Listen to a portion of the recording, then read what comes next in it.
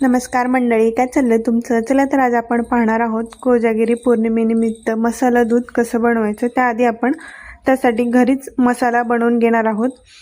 चला तर मग पाहूयात. इथे मी 1 लिटर फुल फॅटी मिल्क घेतलेला आहे. ते एका पातेल्यामध्ये काढून घ्यायचं आहे. आता हे दूध आपण गरम करायला ठेवणार आहोत. तोपर्यंत मसाल्याची तयारी करून घेऊयात. एका पॅनमध्ये 10 ते 15 बदाम घेतलेले आहेत, 10 ते 12 काजू, 10 ते 12 पिस्ता, 5-6 इलायची घ्यायची आहे. 2-4 काळी मिरी पण तुम्ही यामध्ये ॲड करू शकता. ह्याला हलकंसं रोस्ट करून घ्यायचं आहे, काळे डाग पडू द्यायचे नाही आहेत.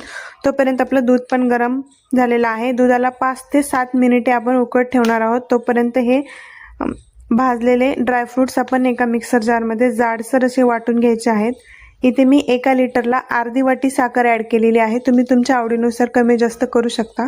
आता यामध्ये आपण पौष्टिकता वाढवण्यासाठी अर्धा चमचा हळद, 1 लिटरसाठी घरी बनवलेला 4 चमचे मसाला ॲड केलेला आहे आणि आपण याला अजून 10 ते 15 मिनिटे उकळत ठेवणार आहोत.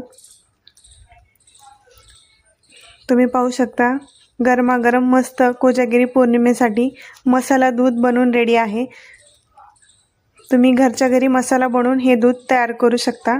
एकदा नक्की ट्राय करा.